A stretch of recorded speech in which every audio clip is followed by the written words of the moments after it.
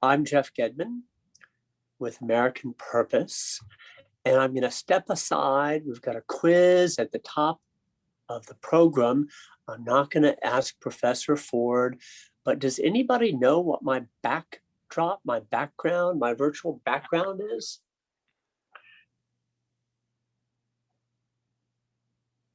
Well, I know you do, Rich, and you laugh, but we're not going to give it away yet. We're going to come back to it. And maybe Steve Trachtenberg, Professor Trachtenberg, our friend and former president of George Washington University, knows, but don't give it away, Steve.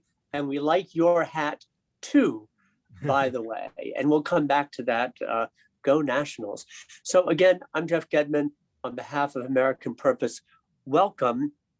And to you, Professor Ford, Rich Thompson Ford, a warmest welcome.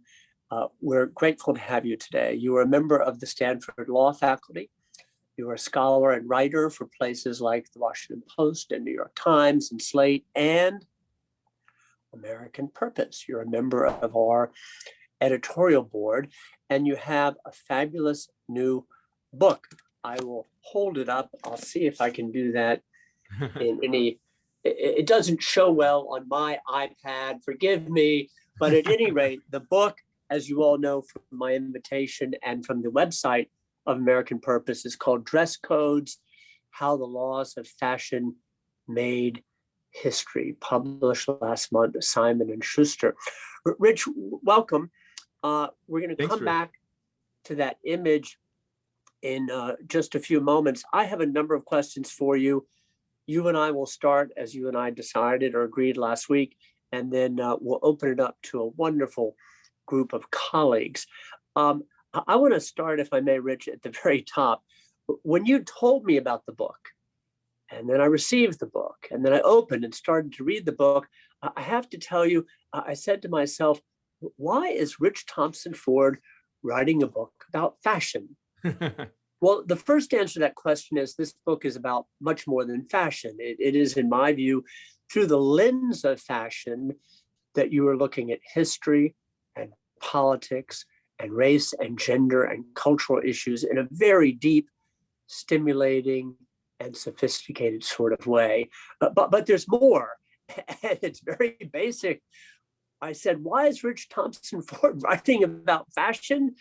And I noted in reading the book that your father was a scholar, an activist, an ordained minister, and a tailor.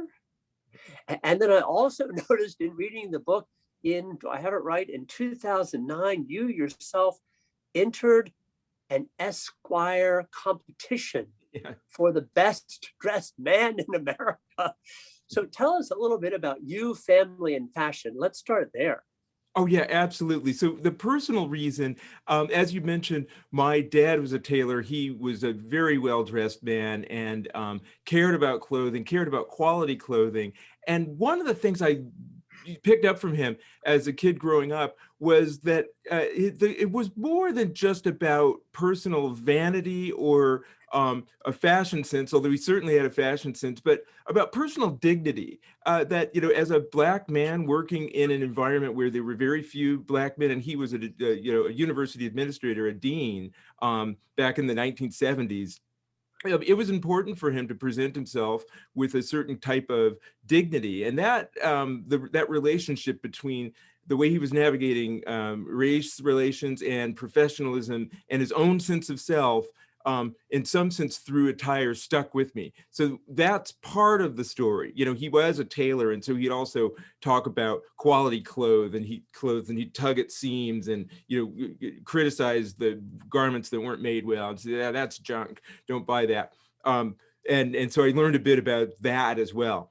But so I picked up over time some of his sense of fashion. I made lots of bad choices when I was, in high school and college, and wore things that he, just groaned when he saw me. But eventually came to a better fashion sense. The Esquire thing turned out to be just kind of a lark. Our daughter had just been born. And we were exhausted, like early parents are, and hadn't gone out in months and hadn't done anything fun. And I thought, I'm just going to sign up for this thing and see what happens. And half the pictures had me holding Ella while she's trying to squirm away or something like that. And I didn't win, but I got into the top 25. I was told I was number 6, and the finalists were 5. And so those are kind of some of the personal reasons I got interested in the project. Rich, thank you. That helps me, and it's all very interesting. Now let's jump into the book, and let's start, as one does, with the beginning. Now I'm going to step aside again, and you laughed, and there's this thing. I'm sorry, it's not formatted perfectly well, but you and I and others know that is a hat. And your book begins in England in 1797 with a fellow named John Hetherington. By the way, that is, according to my Googling, his hat, an original. Okay, how about that? So I'm told. And you begin with 2 anecdotes. They're hilarious and they're bewildering. 1797, and a law case brought against him for inciting riots and breaching the peace. And then you get into 1922, you fast forward quickly to New York, to the Straw Hat Riots. Now, tell us what these 2 anecdotes are about and why you begin your book with these 2 stories. Well, they were both stories that are kind of perplexing to modern audiences. I mean, on the one hand, the story of John Hetherington in the top hat. So he's a haberdasher. He's created this new hat, a silk hat, and the story is that it causes such a commotion, him wearing this hat, that that a riot starts and children scream and women faint and dogs bark and then he's arrested for breach of the peace and hauled before the authorities. About 30 years later, the top hat is the most conventional piece of bourgeois clothing you can imagine. So trying to figure out, what does a particular type of garment signify, and why is it that certain types of garments provoke public outrage? The straw hat riot was another case where people there was a custom that you weren't to wear a straw hat after September 15th. And people who did might be accosted by roaming gangs in New York. And apparently the straw hat riot it went from Harlem all the way down to the Battery, and involved gangs of people accosting people for wearing their straw hats. Now, those 2 incidents in and of themselves may not tell us that much about the present day, but the fact that clothing mattered that much to people, it signified something, and that does matter and has consequences for today. I teach civil rights law and anti-discrimination, and a surprising number of cases involve dress codes of one kind or another, employment dress codes, workplace dress codes. And people are willing to sue and perhaps lose their jobs. And people are willing to lose good employees over dress codes. And so I wanted to find out why. What is it in an environment where we feel, I think many people feel, clothing is kind of superficial. I don't care much what other people wear. But in fact, most people do care. And they care a great deal. And I wanted to explore why. So Rich, as you speak, and as I read that part of the book, like all analogies, what I'm going to mention is an Olympic analogy, but not dissimilarly. We have with us David Skinner today, who, among other things, is an expert and writes about language. A language also has its organic quality, and it evolves and it grows. But my word, the emotional attachment to standard and substandard and dialects and the judgments involved. And by the way, different, but somewhat similar music too. A decade before your straw hat riots in New York, Stravinsky premiered The Rite of Spring in Paris. And there were riots. I mean, riots. In 1940, Walt Disney had adopted it and adapted it for Fantasia, just for kids. I mean, who's worrying about Stravinsky's Rite of Spring? So what at a given moment provokes and aggravates, we somehow adapt. Why is it, or how is it that in given moments with fashion, because your book is in 5 parts, and a substantial part, I think the first 3 parts bring us up to the 20th century.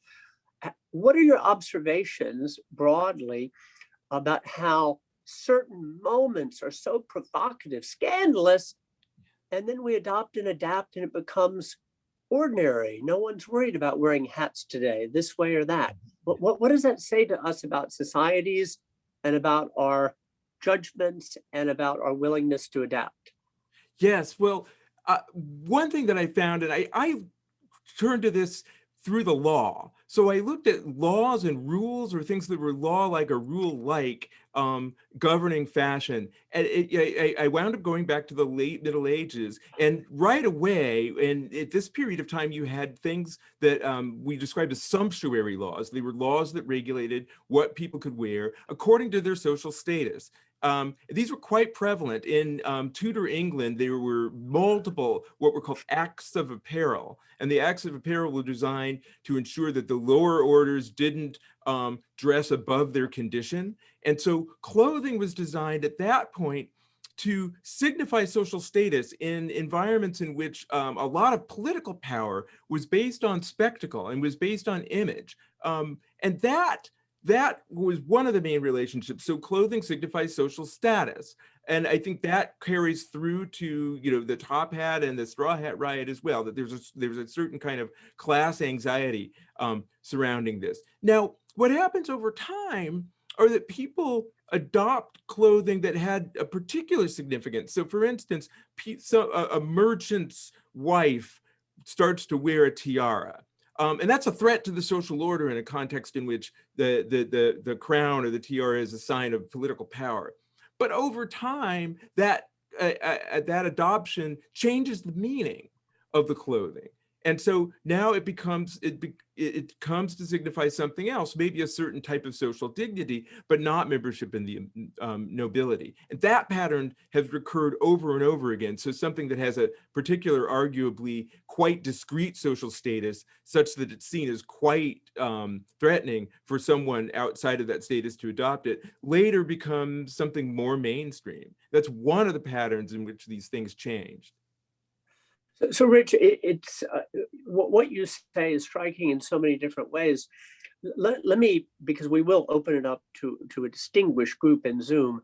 I don't want to monopolize the conversation, but let's go a little bit into the latter part of the book. Boy, that's a disservice. It's a 400-page wonderful read, but I've gone through the first 3 chapters to the last 2.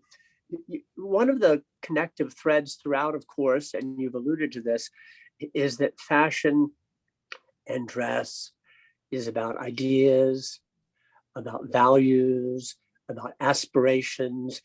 Those who choose to wear this or that, consciously or subconsciously, are signaling. You said that about your father. And those on the other side are watching or experiencing, interpreting, and judging. So let's fast forward to contemporary current times, and let's talk about waistlines. So we've gone from top hats causing riots and provoking arrest to waistlines. You've got a section in the book where you talk about waistlines, and I want to ask, who cares and why do we care?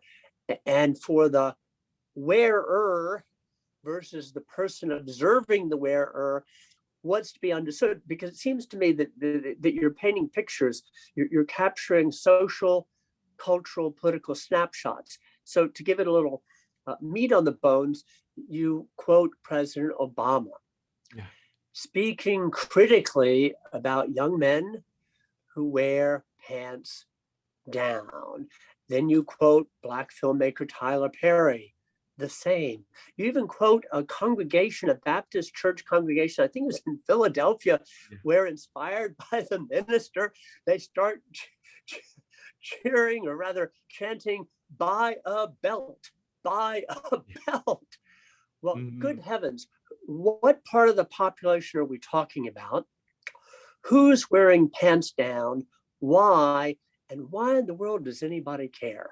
Yeah, it's a great question. So, to put this in perspective, you can look at the role of attire in racial justice movements and in the expression of racial pride. And so, the sagging pants, which are more of a contemporary phenomenon, where usually young black men, kind of in a hip hop style, were wearing their pants that sag below the belt, and some of the underwear would show. It's kind of a youth style. And a lot of people disliked this style, not just whites, but also, a significant number of African Americans. And that's the story that I'm telling, because it's a story about the relationship between an older generation and a younger generation, but also a story about different strategies for racial uplift or racial justice. If you think about the civil rights movement, where people dressed in their Sunday best in order to protest racial injustice. They sat in at lunch counters in their Sunday best, and I write about this in the book.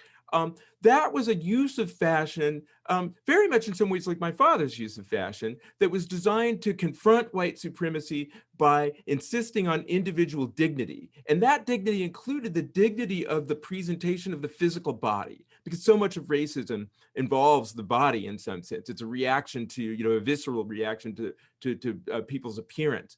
And this was a powerful challenge to white supremacy. And it was something indeed that was so powerful that, in earlier periods in American history, there were again laws that prohibited African Americans from dressing above their condition.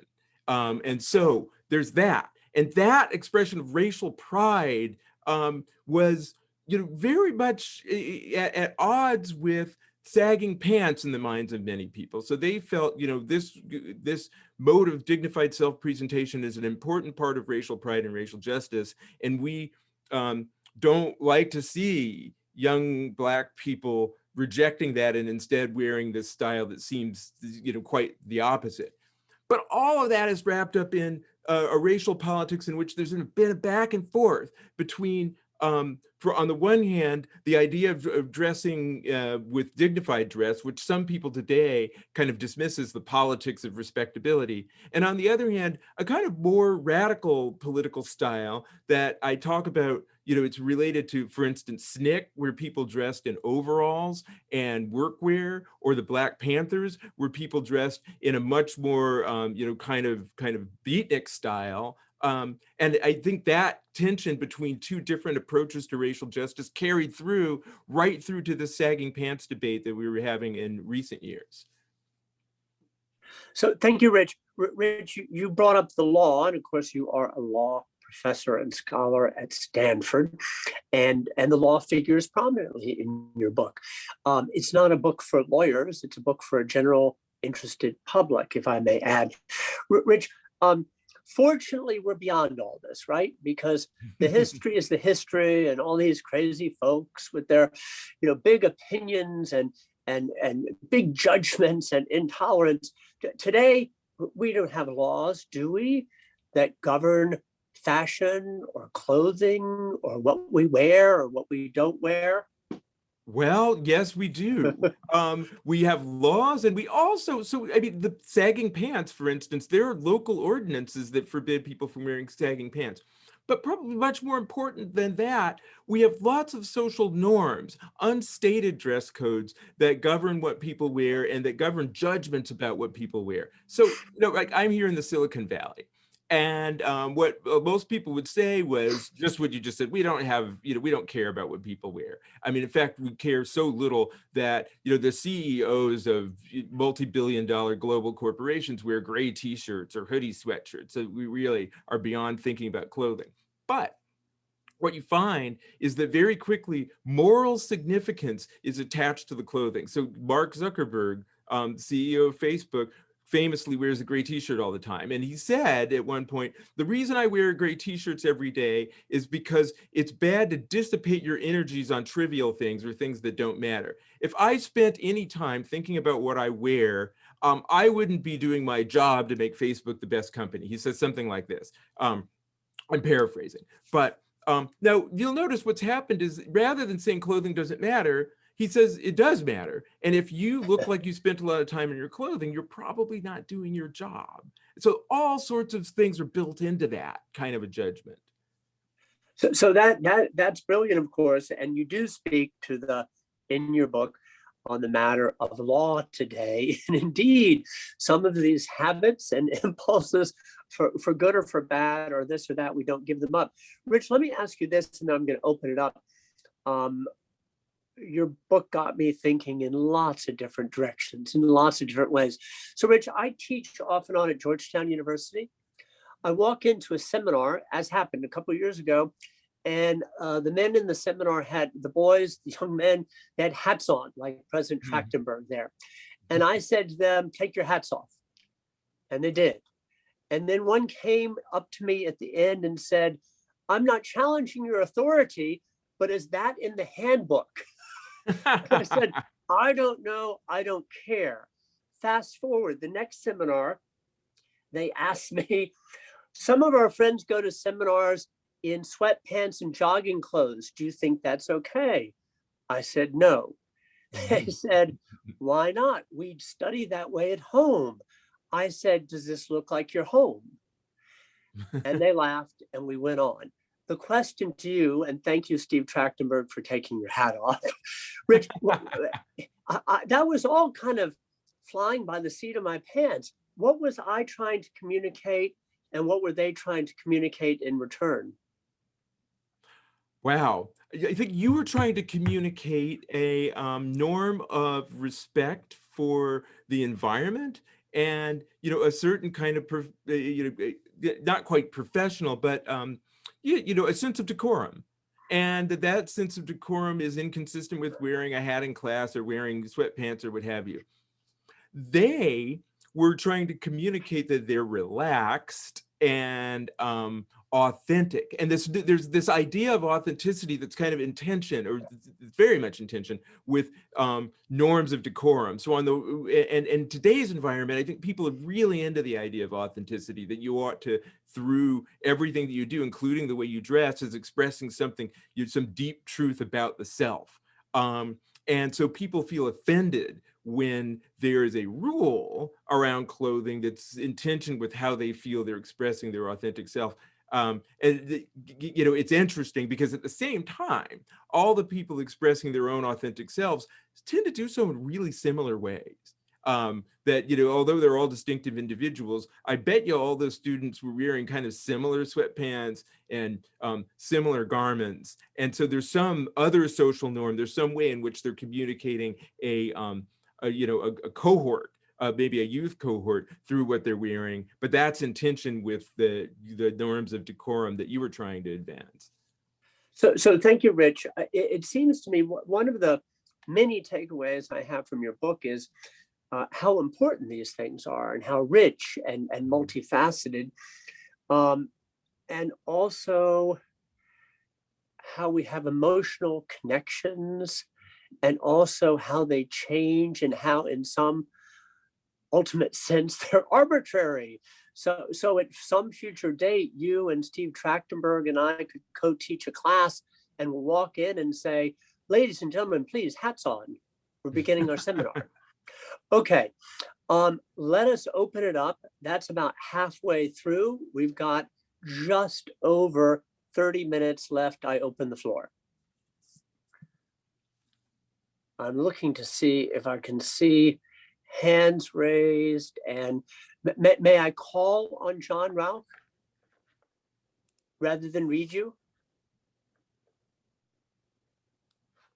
Or if we're waiting for John Rauch, Daniel Zelikson, could I call on you? Oh, sorry, John, you're there. Rather than read your question, I think people would prefer to hear your lovely voice. And then we go to you, Dan. John? Oh, it's not even a question. It's just such an interesting concept. It puts me in mind of all kinds of things, one of which is even people who claim not to care about dress codes actually do, and learning that something that people in business incubators, startup incubators are warned against is wearing a necktie to a venture capital presentation because that makes you old. and non-entrepreneurial. People with neckties are suspect. And it also puts me in mind of growing up in the 60s, how much argument there was over the length of hair. I'm not sure. Some of you are old enough to remember this, but you would actually have goons around, right wingers who would go around and cut the hair off as so-called hippies. It's almost inconceivable now. We have other strange taboos and customs now, but all of this is ringing very true. So I don't really have a question. I just suppose I want you to know that this is pinging just all kinds of interesting chords and notes. John, before Rich is allowed to reply, I was on YouTube the other day looking at a bunch of Beatles stuff. So pre-hippie, and my word, the way they had their hair over their ears, it was pretty shocking. Rich? Yes. So with the neckties, one Peter Thiel, who's an entrepreneur in the Silicon Valley, had once said, "Never invest in a tech CEO or in a company where the CEO wears a necktie." So now, we've got this reversal where wearing the suit is unacceptable in Silicon Valley and marks you as someone who can't think outside the box.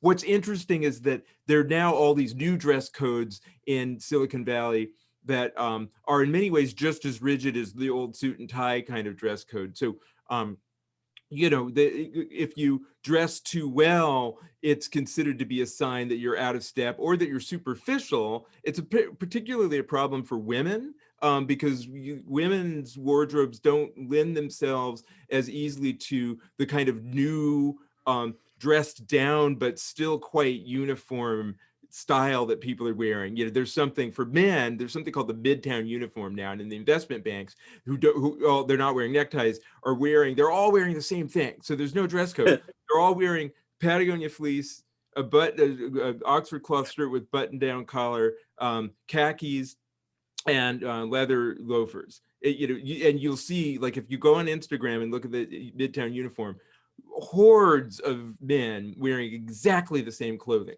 no dress code. And so that's unwritten dress code that people have gravitated for. But, it's harder for women to pull that off. And so there's also some social equity issues involved in saying we don't have a dress code, but actually, secretly we do. So, Rich, thank you. Before I turn to you, Dan, if you don't mind, I'm going to invite to jump the queue one of those high-tech entrepreneur colleagues, and that is Scott Carpenter. But I feel like we should only permit you, Scott, where are you, to speak if we can see you. Can we see you and how you're dressed?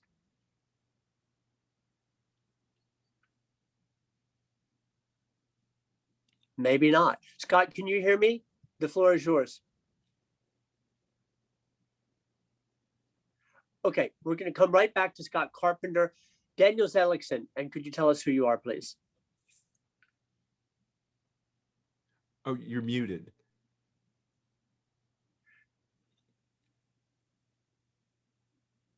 Yeah, I'm Dan Zellickson, glad to be a part of this.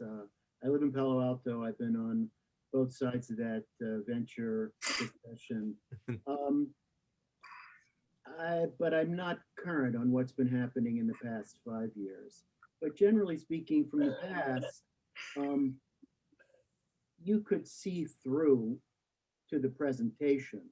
You could see through to the person, irrespective of what they wore, unless they were intentionally insulting about the way they were, intentionally disrespectful.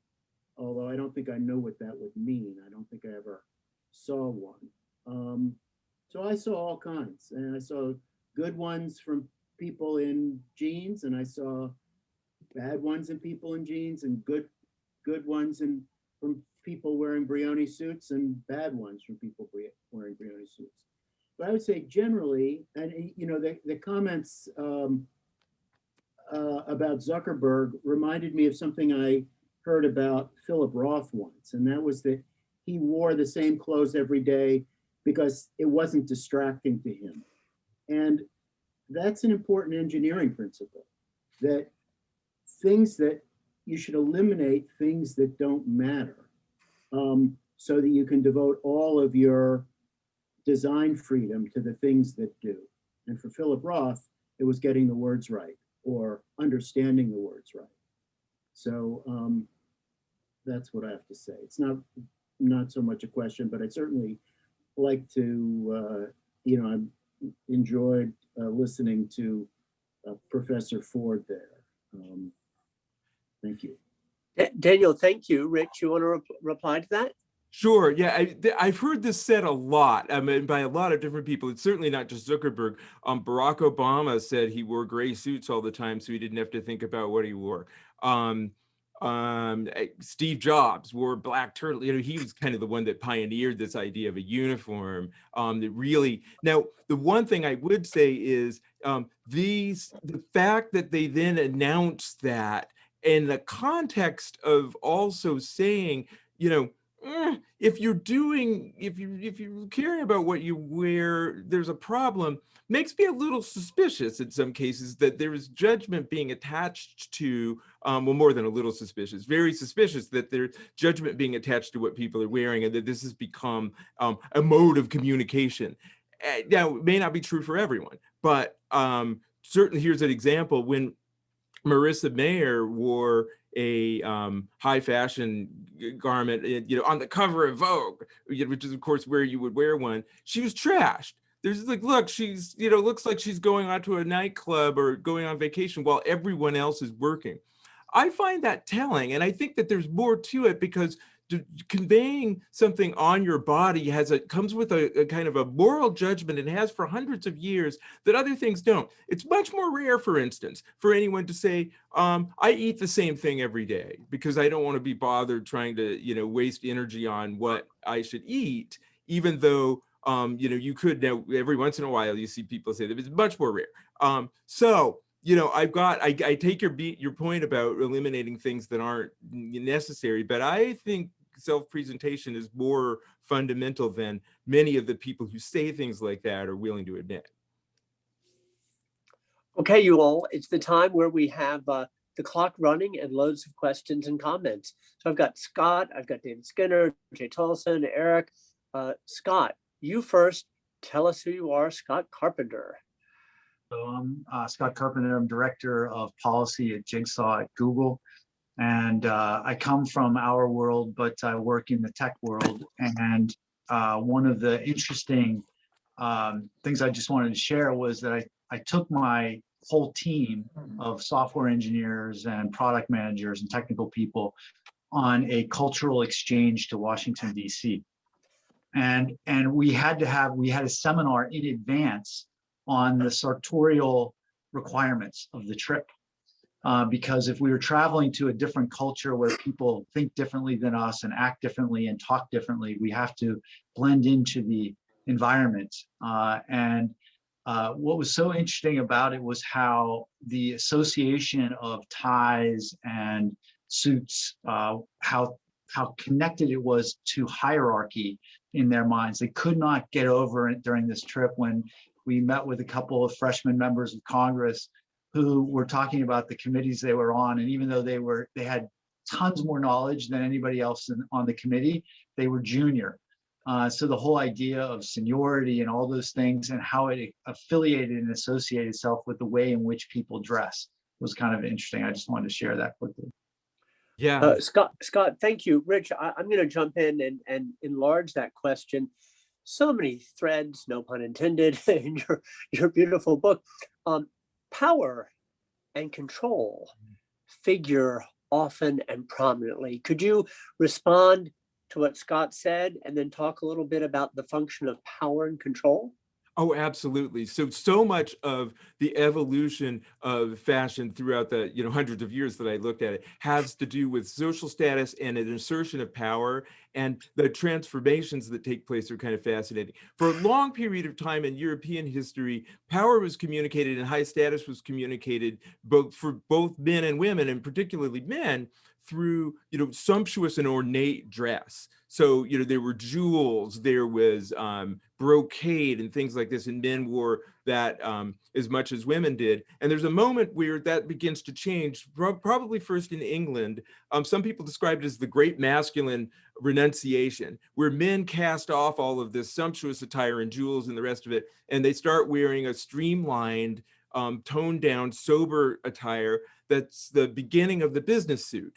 But that's expressing a new kind of political sensibility. It's the beginnings of the rejection of the old regimes, the rejection of aristocracy, and the expression of new ideals. One person who went from England to Paris, and it's a lot like your example of going from the Silicon Valley to Washington, D.C., and they felt he had to wear the old style kind of courtly dress with all of the ornamentation, and said something like, I felt as much deprived of my liberty as if I had been placed in the Bastille, and longed for my little frock coat, which was because it places a man under no great constraint, but leaves him at liberty to do as he pleases, like our great Constitution. So he ascribes all this political significance to the change in dress, and saw very clearly that the dress of the old regime was about hierarchy. It was about establishing a social pecking order.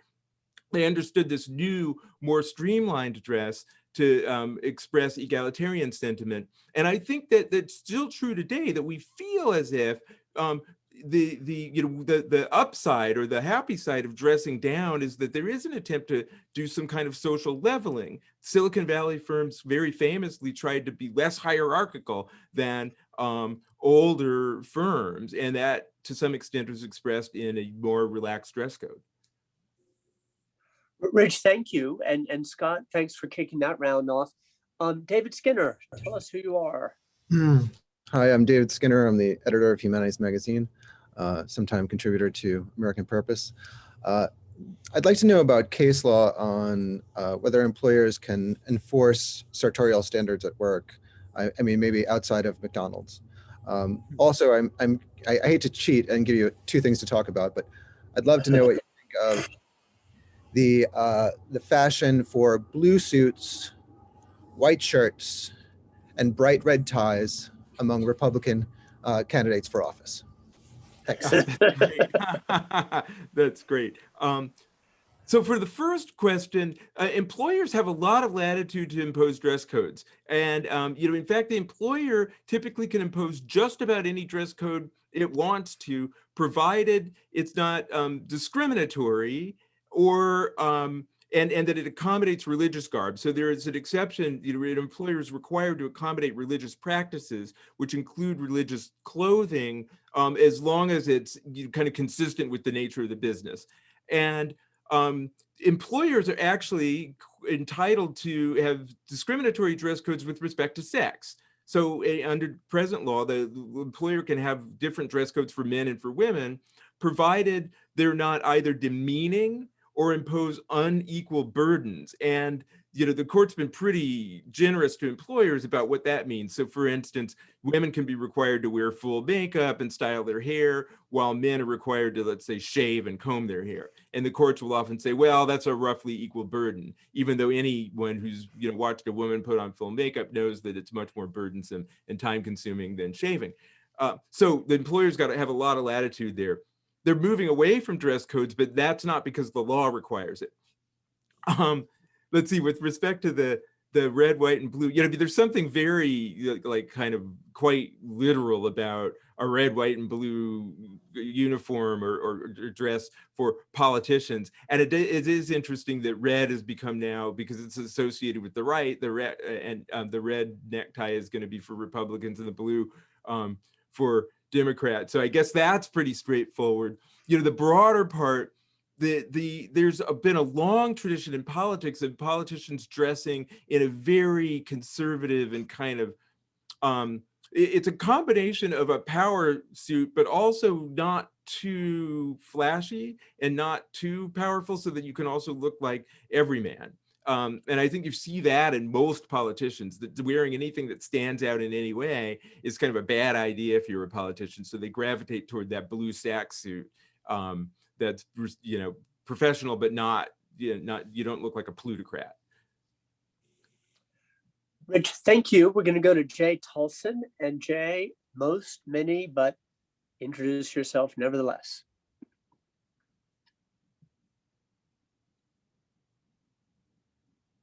Yes, I enjoyed your talk very much. I was wondering if you could say something a little more about authenticity in clothing. In particular, the premium that modernity or late modernity places on authenticity in clothing. I mean, I think people feel that even when they're pursuing it, they sort of half think or half aware that it's kind of a fool's game that you're not gonna ever quite succeed at.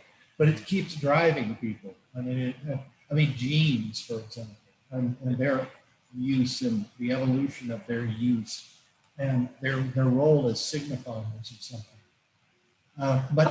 But I think you could apply it to any number of items of clothing. In fact, I'd love to get you to write something on that topic sometime for the magazine I edit, the Hitchcock Review. But I'd just like to hear some of your thoughts on it.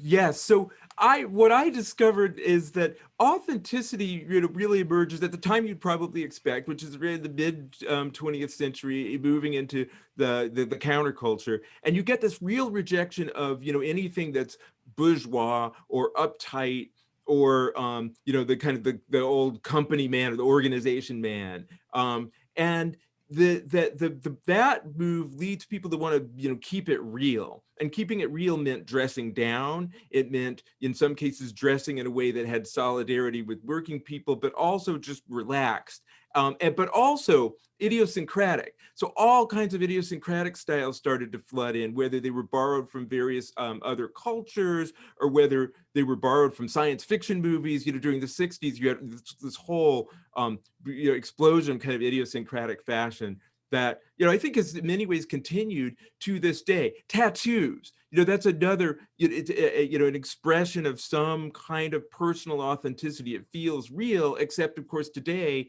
90% of the people that you encounter under the age of 45 have got tattoos. So although it seems individualistic, it's now actually a big trend. So that's the part about being a fool's game, that piercings are another example of an attempt to kind of stand out from the typical, but now everybody has piercings.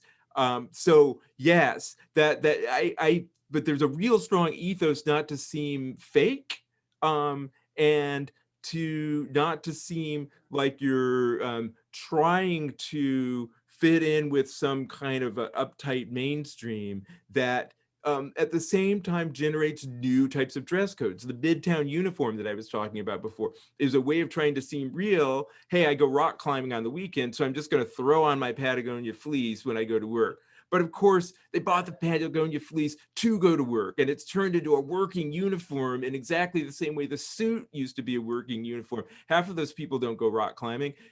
They bought it because they need to fit in with the workplace environment, and yet it still somehow sort of communicates this sense of relaxed authenticity that the suit wouldn't.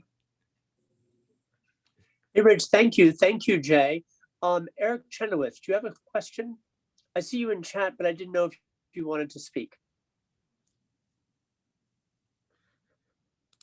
We're going to hold and we may come back to Robin. Would you like to join the conversation?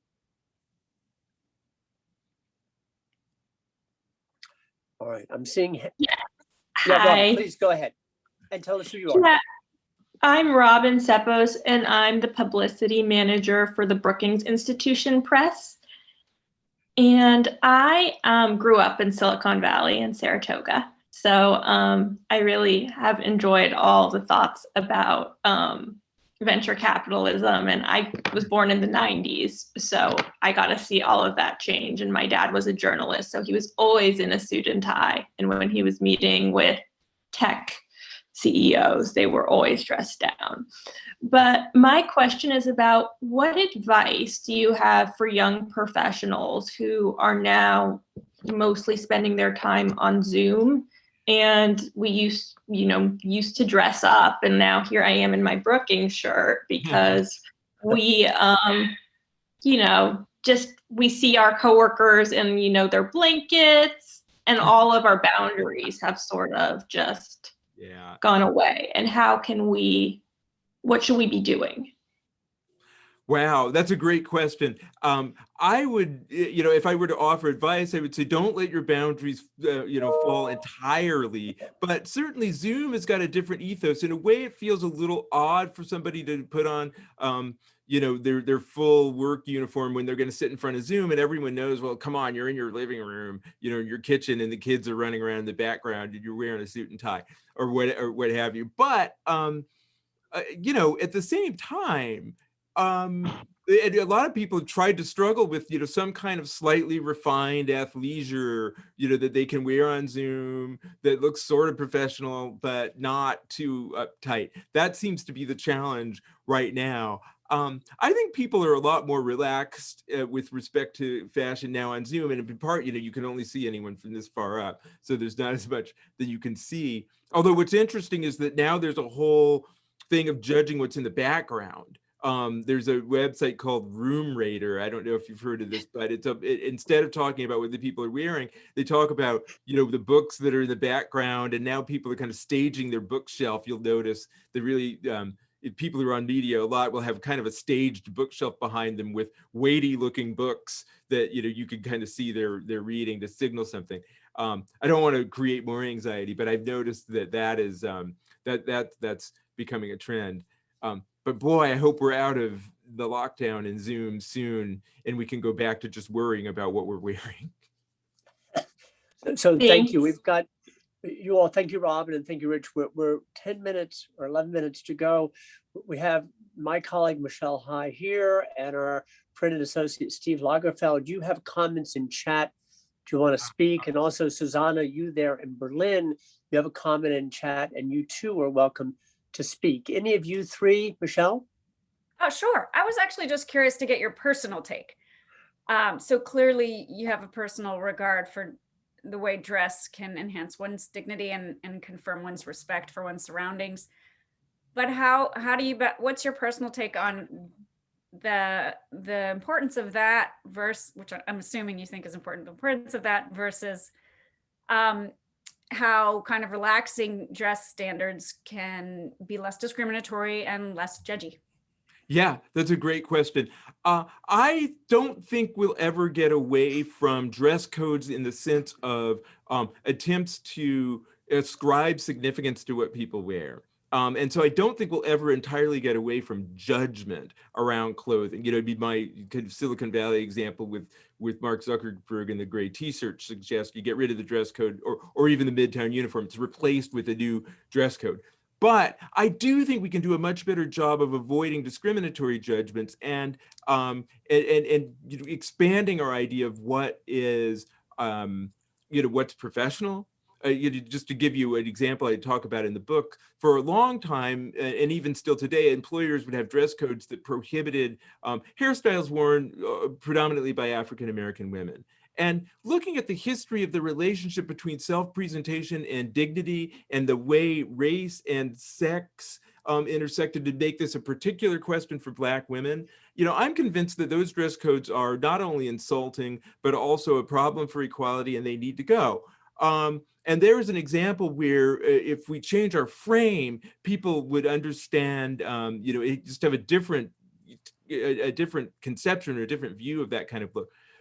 Requirements that women wear makeup and high heels that were, you know, one time very, very prevalent. You know, I think we can see now that those kinds of rules aren't just uptight, but they reflect a particular view of women's role as decorative that's offensive and subordinating, and that they should go for that reason. But I don't think we would get to a point where no one cared at all, in part because we do care about we care about the physical body, and so much of what people do is reflecting years of tradition around the way attire signifies. I think it's going to be very hard to get away from that. Thanks, Rich, and thank you, Michelle. Michelle is managing editor of American Purpose. And Steve Lagerfeld, tell people who you are, or I will tell them. Hi, I'm Steve Lagerfeld.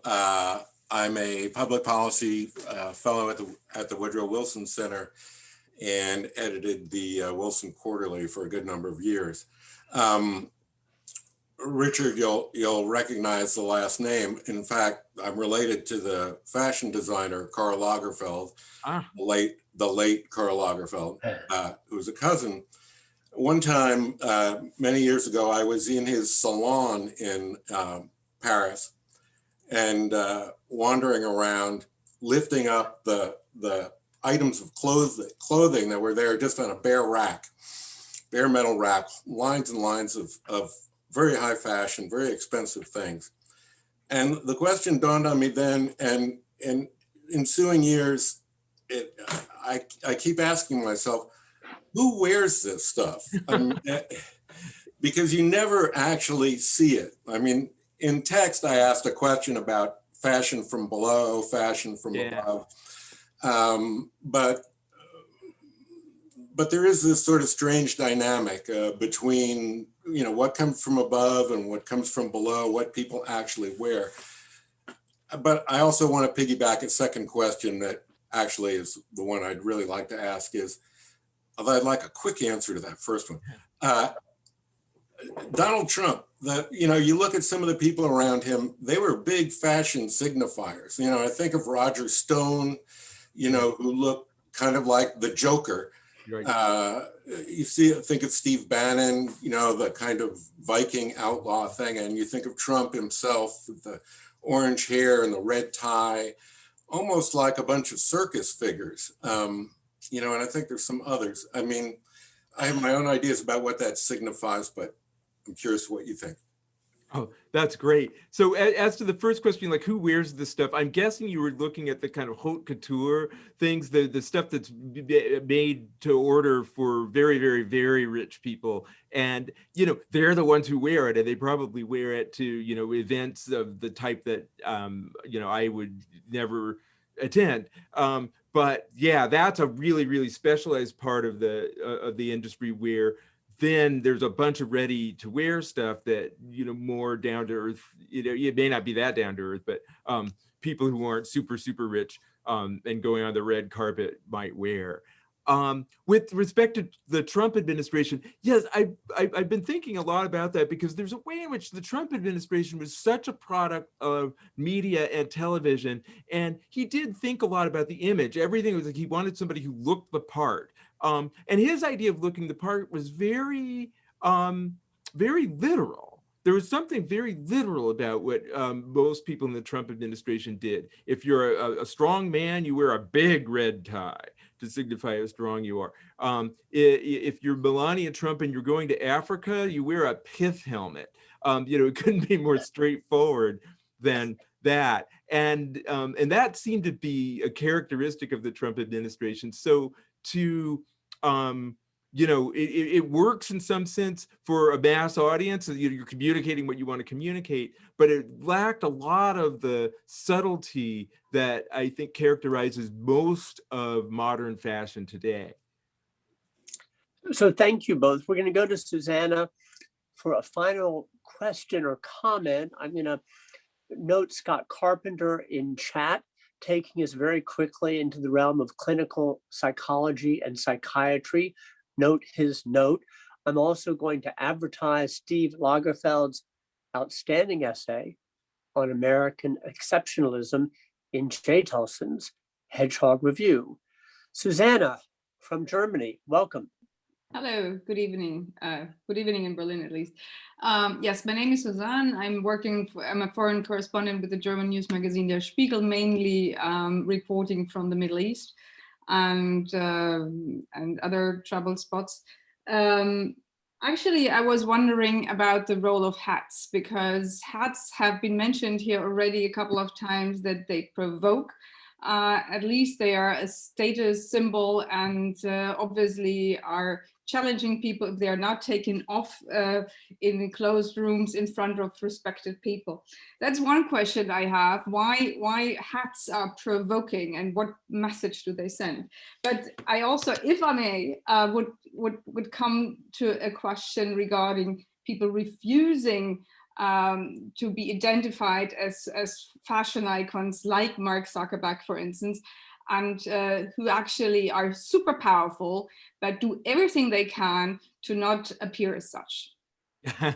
Yes, right. It's really interesting that I'll start with the last question first, that there's an ethos that fashion is superficial and trivial and beneath the consideration of really smart people. You see this in the academy all the time. So when I give this talk, often the people would preface their question with, well, I don't know anything about fashion, but, insisting that you don't know anything about fashion is often a way of saying, of course, my mind is occupied with loftier things and I'm not superficial enough to care about it. So there's that. But there's also, when you're mentioning a powerful person who wants to look less powerful, that's the trend that started with the great masculine renunciation that I mentioned earlier. It's paring down and a way to, in one sense, communicate a certain kind of egalitarian sentiment, but it's also, of course, embedded in a new hierarchy and a new dress code. The suit didn't get rid of the use of fashion to communicate hierarchy. Instead, it created a subtler form of sartorial hierarchy that was harder to copy. So there's, and with respect to the Silicon Valley, one thing that I think we notice is that ethos of, dressed down informality fits with move fast and break things, which is ethos that favors inventiveness and innovation, in some sense over responsibility. And so, conventional attire conveys a certain sense of civic responsibility that's, I'm afraid, all too often rejected in some of these companies. And I don't think that I think there's a relationship between how you dress and the way you see your role in society. Rich, thank you. I have two questions in close, and they're both short. Ready? How do you dress for class at Stanford? I dress for class usually something like this, often though without the tie. But usually it's a jacket and a button-down shirt. Okay. Except on Zoom. Is that you? Is that the dress of a law professor, or is that the unspoken code of Stanford? I'd say it's a little of all three. Many of my colleagues dress down more than I do, but law professors tend to dress a little more formally than professors in other academic departments, I think because of our connections to the legal profession, where a certain mode of dress is still the norm. So a lot of my colleagues do, wear jackets. Okay, final question, Richard Thompson Ford, author, professor, fabulous book. Do you have, past or present, a fashion hero? And if so, what does their dress project or signify for you? A fashion hero. I mean, the first answer is going to be my father, who I've already talked about in the ways that he, that his dress signified, professionalism and personal dignity. Another that I love is the early Miles Davis. Now, when he kind of adapted the preppy look, but gave it this cool aspect, and I really admire that. I think it expressed, a great combination of status and style, but borrowing something that was high status and repurposing it for his own purposes. A lot of the most interesting cases of the use of fashion involve that kind of recycling and repurposing, and I think you see that a lot, but Miles Davis really epitomized that at his peak. Rich, thank you very much. The book is called Dress Codes: How the Laws of Fashion Made History. It's out now. It's Simon & Schuster. What a great conversation. My God, lockdown and COVID and winter, and you're fabulous. And all of you, terrific. Really happy to be with you today. Thank you so much. This was a really fun conversation. Thanks, everybody. Have a good afternoon, good evening in Berlin. Bye now. Bye. Thanks for the invite.